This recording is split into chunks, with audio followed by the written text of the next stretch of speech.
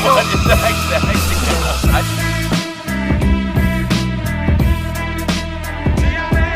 what's up traders? Welcome back to the channel and hope you are doing very well as always. तो guys आज के episode में हम बात करने वाले हैं आईसीपी, बीटीसी और डॉज कॉइन के बारे में।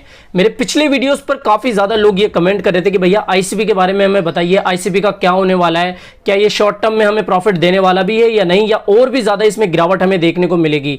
तो अगर आपको याद हो, हमने अपने पिछले वीडियोस में ये डिस्कस करा था कि अगर डेथ क्रॉस होता है, याद ही होगा आपको, तो डेथ क्रॉस होता है तो मार्केट में केस 1 के अकॉर्डिंग बहुत ज्यादा गिरावट हमें देखने को मिलेगी, या फिर अगर केस 2 अगर होता है तो शॉर्ट टर्म के लिए गिरावट होगी और फिर वापस से हमें एक अच्छा खासा ग्रोथ देखने को मिलेगी।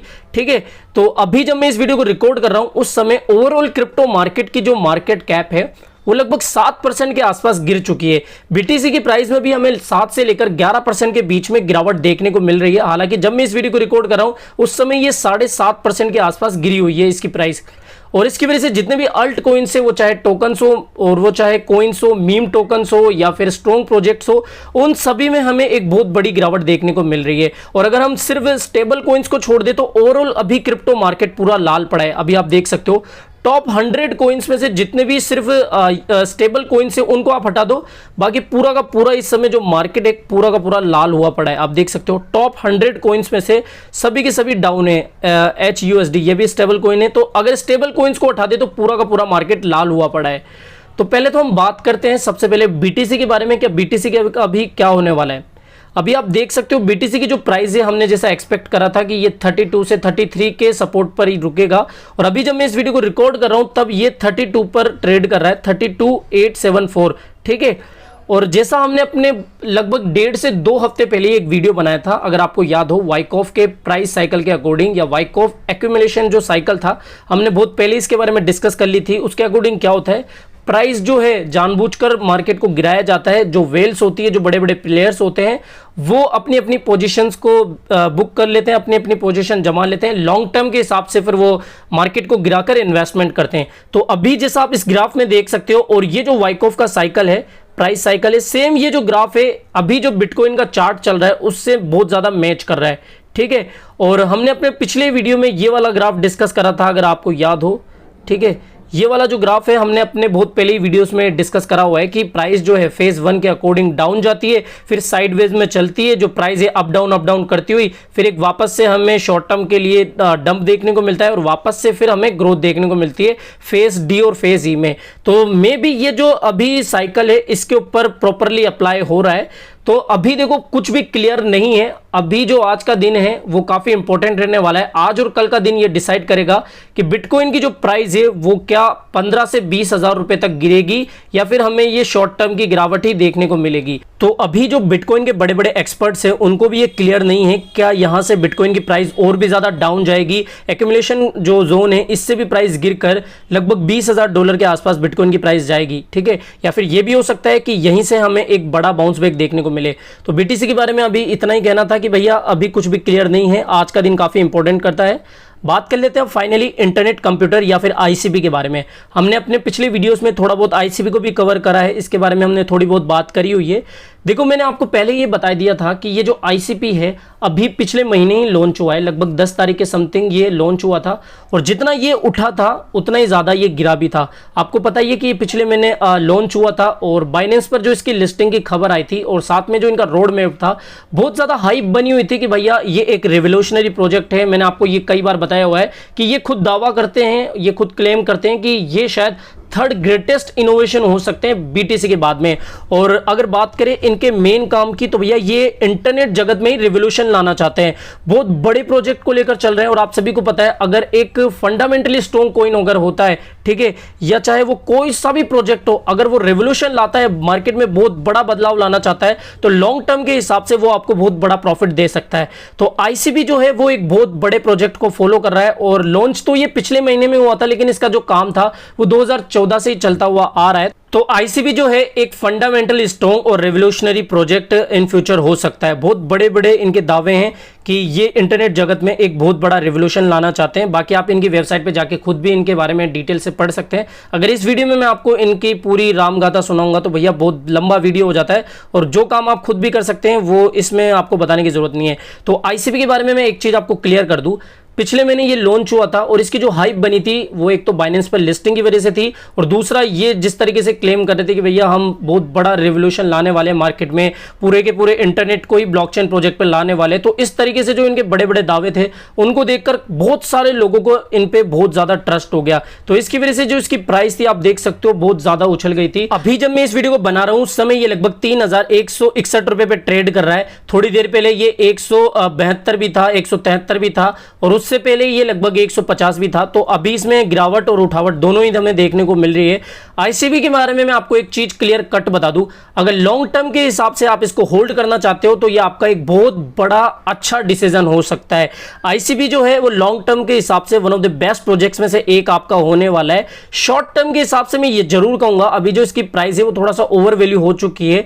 मार्केट में जो इसकी हाइप बनी हुई थी उसकी वजह से इसकी प्राइस अचानक से बहुत ज्यादा उठी और फिर हमें थोड़ी बहुत गिरावट अभी इसमें देखने को मिल रही है, और लगातार थोड़ा बहुत गिरावट हमें देखने को मिल रही है। थोड़ी गिरावट, फिर थोड़ी गिरावट, फिर थोड़ी गिरावट, थोड़ी उठावट, फिर गिरावट, इस तरीके से अभी ये जिगजैग पैटर्न को फॉलो कर रहा है। तो आईसीबी के बारे में मैं आपको ज्यादा कुछ भाषणबाजी देना नहीं चाहूंगा, इसके बारे में आप पूरी तरीके से जानते हो, जब भी तो आपने इसमें इन्वेस्ट करके रखा है। ब्लॉकचेन प्रोजेक्ट है, हेल्दी इन्वायरमेंट प्रोवाइड करता है स्मार्ट कॉन्ट्रैक्ट्स के लिए, फंडामेंटली स्ट्रॉन्ग टोकन है। और ज्यादा जानकारी के लिए आप इनकी वेबसाइट पे जाके इनका जो भी एम है, विजन है, मिशन है, वो सब कुछ पढ़ सकते हैं। लॉन्ग टर्म के हिसाब से मैंने आपको बता दिया कि आपने बहुत अच्छा डिसीजन करा है इसको बाय करके। और अगर आप सेल करने के बारे में, इसके बारे में सोच रहे हो तो देखो बहुत ज्यादा लॉस होगा अगर आप इस सिचुएशन में इसको सेल करोगे। अच्छा ये हो सकता है, it's not a financial advice, फिर भी अगर आप मेरे मन की बात सुनना चाहते हो तो वो मैं यही कहना चाहूंगा कि थोड़ा सा एक बार मार्केट उठ जाने दो। ये चीजें देखो आपको खुद को भी पता होती है, जो मैं बातें आपको बोल रहा हूं ना कि भाई आपको अभी सेल नहीं करना है, वो आपको ऑलरेडी पता है, फिर भी आप मुझसे सुनना चाहते हो तो भैया मैं भी यही कह रहा हूं कि अभी आपको सेल नहीं करना है। बहुत ज्यादा आपको लॉस होगा अगर आपने हाइप में इसको खरीदा था, ठीक है। अच्छा प्रोजेक्ट है, अगर आपने पैसा इन्वेस्ट भी कर दिया है तो डरने वाली तो कोई बात नहीं है अगर फंडामेंटली ये स्ट्रॉन्ग टोकन है। मीम कोइंस में अगर आपने बहुत ज्यादा इन्वेस्ट करा होता तब तो थोड़ा एक डरने वाली बात होती, लेकिन आपने एक अच्छे कॉइन में इन्वेस्ट करके रखा है तो होल्ड आपके लिए इन फ्यूचर गोल्ड साबित होने वाला है।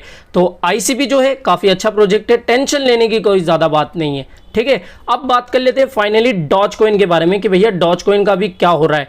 जब मैं इस वीडियो को बना रहा हूं उस समय जो डॉज कॉइन है वो लगभग 19 रुपए के आसपास ट्रेड कर रहा है, और जब मैं इस वीडियो को नहीं बना रहा था और उस समय जब मैं इसकी प्राइस को चेक कर रहा था उस समय इसकी प्राइस 19 रुपए से भी नीचे चली गई थी। 18 रुपए और 94 पैसे के समथिंग इसकी प्राइस थी, और अभी भी आप देख सकते हो वापस से आ गई है ये 18 रुपए 94 पैसे, ठीक है। और 9 से 10% ये डाउन चला गया है। कल आपको पता है कि फादर्स डे था और इलॉन मस्क से सब यही एक्सपेक्ट कर रहे थे कि भाई डॉज के ऊपर ये बड़ा ट्वीट कर दे, क्योंकि जो फादर्स डे है वो आज है और इलॉन मस्क खुद कहते हैं कि भैया वो डॉज फादर है। उन्होंने सिर्फ ये ट्वीट कर दिया कि भैया हैप्पी फादर्स डे।